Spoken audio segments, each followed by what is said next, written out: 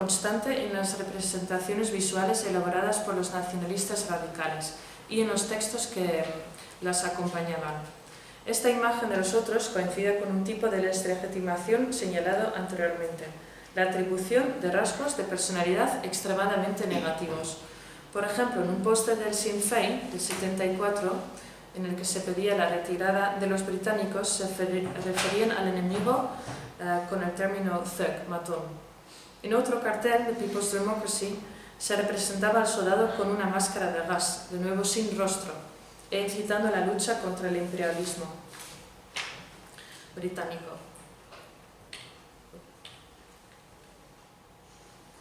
La imagen del otro no tenía por qué ser necesariamente deshumanizante, aunque sí despreciativa. Encontramos representaciones del enemigo en forma de retratos en principio normales. Aunque no se les representara como bárbaros o animales, el hecho de que fueran siempre armados y de uniforme reforzaba la idea de que se estaba viviendo una guerra en el suelo vasco. El uniforme era también omnipresente en las representaciones visuales del movimiento republicano como característica distintiva del otro. Con él puesto, te convertías en el enemigo por antonomasia y cubrías tu humanidad. Te deslegitimaba como persona. Por ejemplo, Diane Woods atribuye el asesinato de su tío, Thomas Bullock, al hecho de que se vistiera con el uniforme del UDR. El IRA le mató junto a su mujer el 21 de septiembre del 72 a las 6 de la tarde, una hora a la que solían ver las noticias en su granja de Adelaide, cerca de Berlín, y como precaución, Thomas tenía por costumbre dejar su arma en un cojín al lado mientras veía la televisión. Cuando los terroristas consiguieron entrar a su casa, empezaron directamente a disparar. Evan Humphreys, que trabajó 20 años en el UDR, recuerda el odio que sentía la gente hacia ellos cuando iban de uniforme y que no querían ni mirarles a la cara. Al contrario que las tropas del ejército británico, los miembros del UDR eran constituidos en el 70, eran reclutados únicamente en el norte de Irlanda. En su primer año de existencia, en noviembre, solo el 16% de sus avistados fueron católicos. La mayoría de los mandos habían formado parte de los B-Specials, así como muchos de tropa también. Y tras la introducción del internamiento, el Bloody Sunday y las amenazas del IRA contra los reclutas católicos, el porcentaje bajó al 3%, 3,7% en diciembre del 72. Además, la unidad fue acusada por el IRA de tener a paramilitares protestantes entre sus miembros. Y por otra parte, se la culpabilizaba de abusos contra católicos en puestos de control y durante los registros. El IRA presentaba a los miembros del UDR como matones sectarios, armados con el consentimiento del Estado. William Barton, que fue miembro de los Peace Specials y del UDR, interpreta la campaña del IRA como una limpieza étnica. Esto es un término que parece mencionado frecuentemente en los debates actuales sobre cómo habría que tratar el pasado violento de Irlanda del Norte. Particularmente, la población unionista utiliza esta expresión para referirse a la violencia contra su comunidad. La ola represiva de los últimos años del franquismo culminó en abril del 75 con la proclamación del estado de excepción en Vizcaya y Guipúzcoa y con el decreto ley sobre prevención del terrorismo en agosto. En septiembre de ese año fueron fusilados los Polimilis Txiki y el Tayari, y las ejecuciones causaron una gran conmoción en la sociedad vasca, además del eco internacional que tuvieron.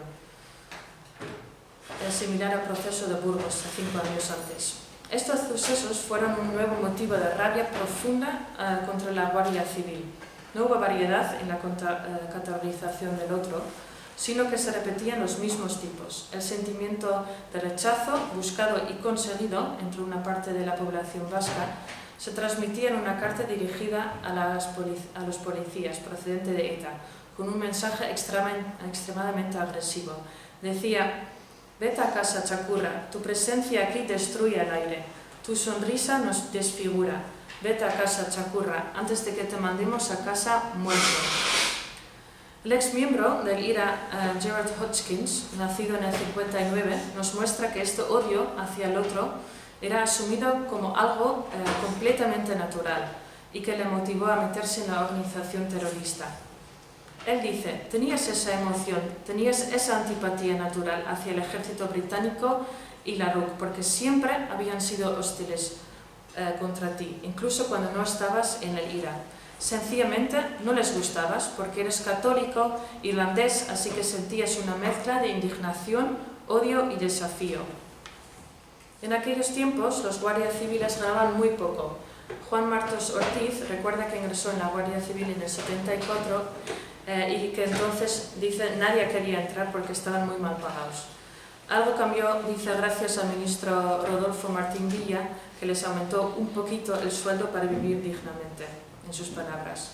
Los que trabajaban en el UDR o la RUC recibían poco dinero también. Por ejemplo, en las áreas fronterizas de Fermanagh y Tyrone, muchos protestantes decidieron entrar en el UDR a tiempo parcial o como reservistas de la RUC para completar los ingresos que obtenían como granjeros o carteros o comerciantes. De esta manera estaban mucho más expuestos frente a atentados terroristas. El cuñado de Florence Creighton, asesinado el 7 de agosto del 72, trabajaba en el UDR a tiempo parcial y su padre era muy protector, y si su hijo volvía a casa de trabajar a las 3 o 4 de la mañana, su padre se le solía levantar una hora antes, cogía su arma y hacía una ronda para asegurarse de que no hubiera nadie esperándole. Esa noche de verano, a las 10:30, todavía no había oscurecido, así que su padre estaba tranquilamente viendo un programa de televisión cuando los terroristas acabaron con la vida de su hijo. En el 75, tras el asesinato del alcalde de Oyarzun, Antonio Echevarría Albizu, ETA difundió un comunicado en el cual combinaba a todos los regidores de Euskadi y Navarra a dimitir en un plazo de 2 meses si no querían encontrar la muerte. Luego, durante la transición, las dos ramas de ETA y los comandos autónomos anticapitalistas abrieron el abanico y empezaron a matar a dirigentes y militantes de la UCD y tradicionalistas y de AP. A pesar de esta ampliación de sus objetivos, las representaciones visuales se seguían refiriendo sobre todo a las fuerzas de orden público, pidiendo su disolución. Entre ellas aparecían fotos reales con mensajes como disolución de las fuerzas y organizaciones represivas o Euskadi sin tricornios. Era más fácil cultivar el rechazo hacia los policías, símbolo del antihéroe por antonomasia, que hacia los alcaldes franquistas u otros cargos políticos, dada la naturaleza civil de estos últimos. A mediados de los 70, mientras descendía la letalidad del IRA, los realistas intensificaron la campaña violenta. Frente a las representaciones visuales de los nacionalistas radicales irlandeses, que resaltaban sobre todo el carácter represivo del otro frente a su propia inocencia, los terroristas lealistas insistían en características como su fortaleza y su capacidad de dominación.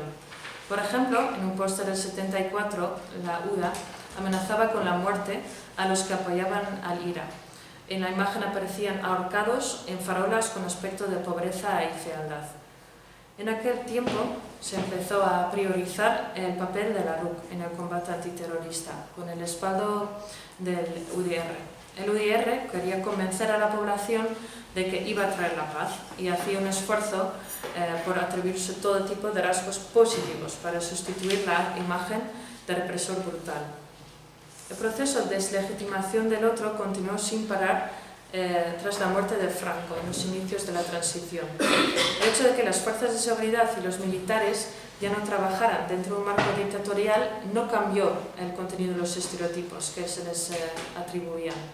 Las fuerzas de la seguridad y el gobierno eran colocados al mismo nivel que los terroristas. Esta comparación grupal era un tipo de deslegitimación del otro que estaba también presente en las imágenes del movimiento republicano.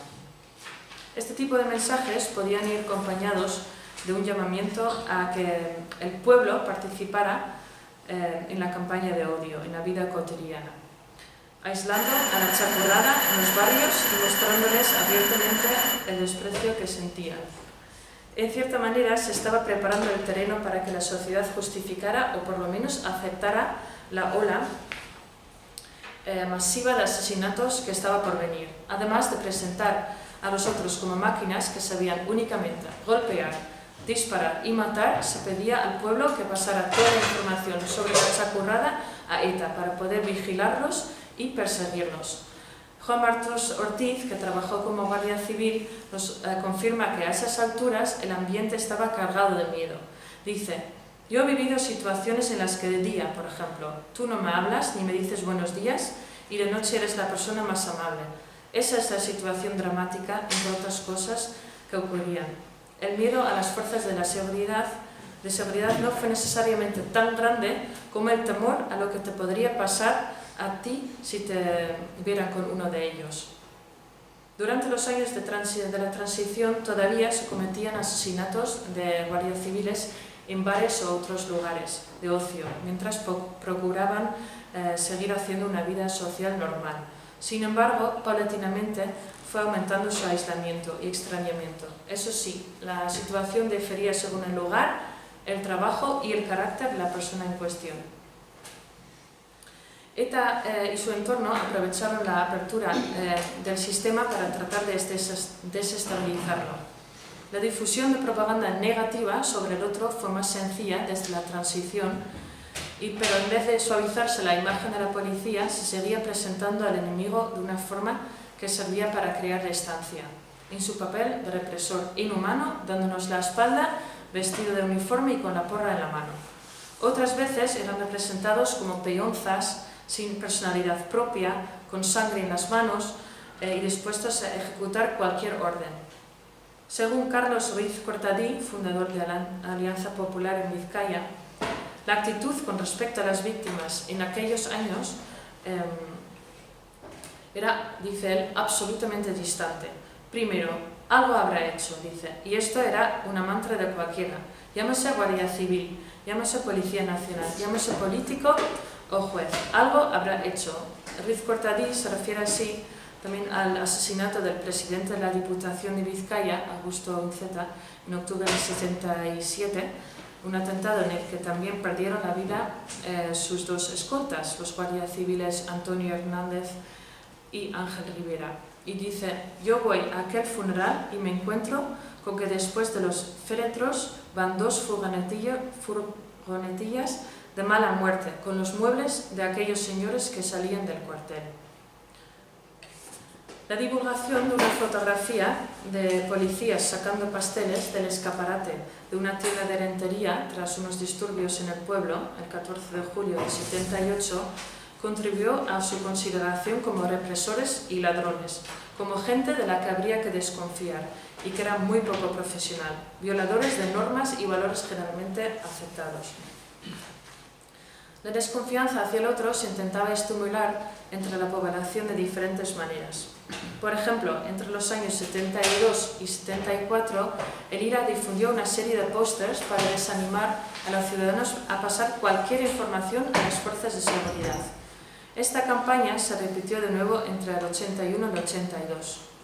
Aparecía un soldado británico con la cara descubierta y ropa informal. De esta manera se conseguía transmitir una sensación de angustia permanente que hacía creer que el enemigo podría estar en todas partes sin que uno se diera cuenta. El movimiento republicano insistía al propio colectivo en no bajar nunca la vigilancia. En otro cartel, esta vez procedente del mismo ejército británico, se avisaba a los soldados de no aceptar regalos de ningún desconocido. El resultado de esta desconfianza se refleja en el testimonio que nos ha dejado una persona anónima sobre su vida en la frontera de Fermanagh-Donegal. Subraya que eran tiempos oscuros, en los cuales uno se fiaba del vecino si era protestante, pero se insistía que no podías actuar igual si era católico, en su caso. Sin embargo, junto a este tipo de experiencias que se repetían, también contamos con otras que nos muestran que la frontera entre nosotros y ellos en la vida cotidiana no siempre era tan clara, dependiendo del lugar. El 7 de abril del 76, una bomba del IRA explotó en la tienda de los padres de Joy Bingham. Ambos murieron y Joy recuerda que la primera persona que tocó la puerta el día después fue el cura católico de Dromore, y explica que vivían en una comunidad muy unida. Por tanto, la idea del Ulster como una sociedad profundamente dividida en dos comunidades enfrentadas, con ser cierta, también tuvo sus excepciones. La citada actuación de la Policía Armada en Rentería se relacionaba con otros episodios de violencia en los que estuvieron implicados miembros de las fuerzas de seguridad, como en Pamplona o Tudela, que costaron la vida a ciudadanos desarmados. Las muertas, a causa de la actuación de algunos policías, eran percibidas como pruebas de veracidad de los diferentes estereotipos negativos que deslegitimaban al otro homogéneamente. Además, cuando se pedía la amnistía a los presos de ETA, a finales de los años 70, el otro solía aparecer como un cuerpo ajeno al país que solo había venido a oprimir a los autóctonos. Dicha contraposición entre lo propio y lo extraño se visualizaba, por ejemplo, en un cómic publicado en Punta y Hora en el 78. Las fuerzas de seguridad eran presentadas como gente exótica, frente al propio grupo, vestido con ropa folclórica vasca. También en las páginas de Embata, órgano nacionalista del País Vasco francés, se confrontaban dos colectivos homogéneos, tocados unos con chapelas y otros con tricornios. Representaciones como estas iban dirigidas a reforzar la idea de una ocupación extranjera de Euskadi. Los asesinatos de agentes por parte de ETA no solían tener respuesta en forma de movilizaciones, sino que eran recibidos en silencio. El rechazo a las fuerzas de seguridad era algo común también entre la izquierda revolucionaria de esa época, que las presentaba como una continuación de la policía franquista, haciéndolas responsables de todas las atrocidades anteriores, y se pedía su salida del territorio vasco. El lema "que se vayan" fue utilizado en una campaña por el partido ELLA y después fue asumido por el resto de la izquierda abertzale. Los republicanos irlandeses también establecían paralelismos para intentar defender que su lucha era la misma que la de sus